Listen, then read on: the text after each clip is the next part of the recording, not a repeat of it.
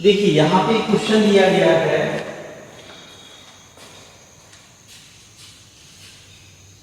यहाँ पे देखिए ये अवकलन समीकरण का क्वेश्चन है।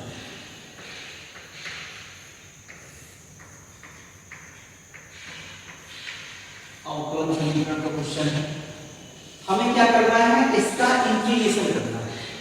तो सबसे पहले क्या करेंगे, जो y वाले टर्म है वो dy के साथ लिख लेंगे और जो x वाले टर्म है वो dx के साथ लिख लेंगे। तो ये हम पहले सेपरेट करेंगे। तो करते हैं, देखिए कॉपी कर लेते हैं क्वेश्चन को। 3e⁻x tan y dx plus 1 plus e⁻x sec square by dy whole 0।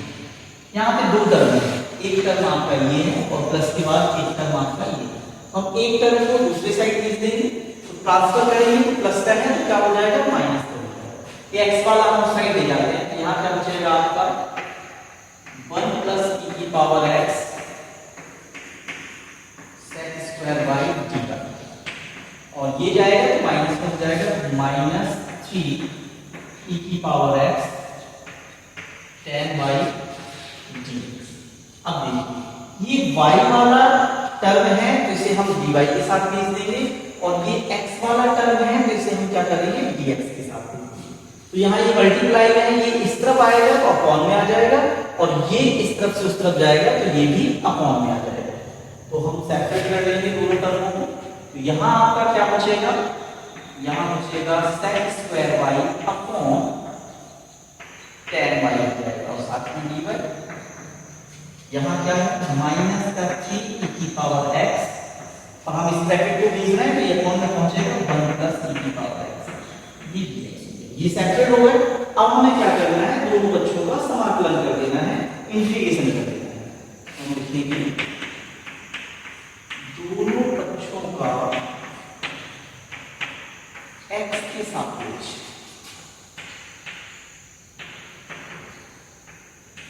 क्या करने का, समाकलन। यहाँ x के सापेक्ष ना भी लिखना चाहें तो सिर्फ समाकलन करना है, ऐसा लिख सकते हैं। तो लिख देते हैं समाकलन करने, तो दोनों साइड इंटीग्रेशन लगा देंगे। तो यहाँ हो जाएगा sec square y upon tan y साथ में dy इक्वल माइनस का 3 आगे कर लेते हैं, यहाँ हो जाएगा e⁻x अपॉन 1 प्लस e⁻। अब देखिए अगर हम चाहें कि डायरेक्ट इंटीग्रेशन करते हैं तो यहाँ पे कोई भी इंटीग्रेशन हम नहीं कर पा रहे, तो हमें क्या करना होगा, यहाँ पे t लेट करना होगा। तो हम अगर tan y को t लेट कर लेते हैं तो sec स्क्वायर y dx छूट जाएगा। ऐसे ही यहाँ पे 1 प्लस e⁻x को हम लेट कर लेंगे तो ये e⁻x dx के साथ छूट जाएगा। तो हमें इन दोनों को लेट करना है मान। तो यहाँ पे हम लिखेंगे मान,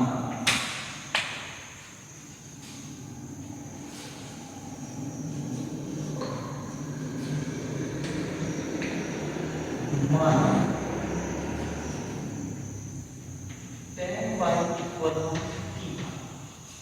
जब हमें ये किसी को मानना होता है तो यहाँ पे हमें क्या करना होता है, डिफरेंशिएट करना होता है। तो यहाँ पे हम डिफरेंशिएट करेंगे तो dy upon dx of tan y हो जाएगा, यहाँ भी dy upon dx of t। तो tan y का हम, तो यहाँ हमें y के रिस्पेक्ट में करना है, हम यहाँ y कर देते हैं, ठीक है। तो यहाँ पे tan y का क्या हो जाएगा, हम जानते हैं tan y का डिफरेंशियल होता है sec स्क्वायर y, ठीक है, इक्वल यहाँ हो जाएगा dt अपॉन dy। dy को हम यहाँ भेज देते हैं, ये जाएगा sec square y dy equal d।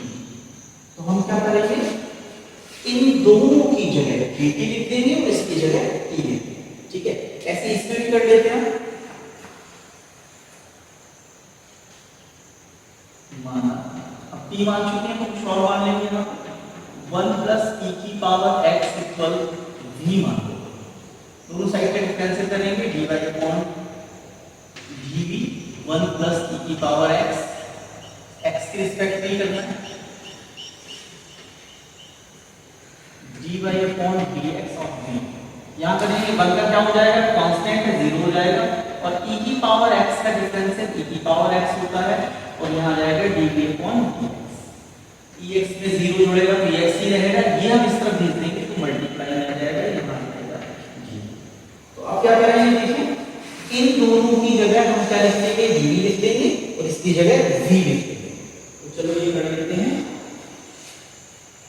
तो अब हमारा क्वेश्चन क्या हो जाएगा, इसके बाद हमारा क्वेश्चन होने वाला है इंटीग्रेशन।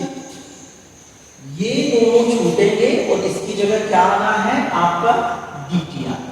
और इसकी जगह हमने tan y को क्या माना था, t माना था, तो यहाँ आ जाएगा 1 अपॉन t d। फिर आपका आएगा इक्वल -3 इंटीग्रेशन।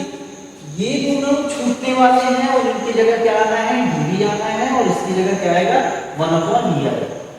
यहाँ पे आ जाएगा 1 अपॉन d, और यहाँ आ जाएगा इंटीग्रेशन कर देंगे। 1 अपॉन x का हम जानते हैं log x होता है, फॉर्मूला तक पता है। Integration of 1 upon x dx का हम जानते हैं क्या होता है, log x होता है। तो यहाँ पे क्या हो जाएगा, 1 अपॉन t का भी क्या हो जाएगा, log t। इसका आंसर आएगा यहाँ log t इक्वल -3। ऐसे इसका भी हो जाएगा 1 अपॉन b का क्या हो जाएगा, log। अब यहाँ पे सारी जगह जो log है तो हमें एक कांस्टेंट टर्म जोड़ना होता है, तो हम यहाँ पे log c जोड़ देंगे। अब वापस सबकी वैल्यू रखते हैं, कुछ लोग यहाँ c जोड़ेंगे वो भी सही है, और log c जोड़ना चाहें तो वो भी सही है, सबकी वैल्यू रख देंगे। ये 3 पावर में रहा होगा तो हम पावर में लिख सकते हैं। तो हमारा क्या आंसर आ जाएगा, log c की वैल्यू क्या थी, tan y, तो हम यहाँ पे tan y लिखते हैं इक्वल -3 को पावर में भेज दे रहे हैं, तो ये पावर में जाएगा, तो यहाँ हो जाएगा log b की वैल्यू रख देते हैं। b की वैल्यू क्या थी, 1 प्लस b की पावर x क्यूब हो जाएगा यहाँ पे, तो यहाँ क्या हो जाएगा प्लस का log। ठीक है, अब यहाँ पे देखिए ये दोनों माइनस में है, जब माइनस में लॉगरिथम होते हैं तो क्या हो जाते हैं, ये दोनों अपॉन में चले जाते हैं। हम जानते हैं log m अपॉन n को हम लिख सकते हैं log m minus log n। ये लॉगरिथम लग जाएगा, इसको हम क्या लिख सकते हैं, अपॉन लिख सकते हैं। यहाँ हो जाएगा log tan y इक्वल, यहाँ हो जाएगा log c upon 1 plus e की पावर x की पावर q। ठीक है।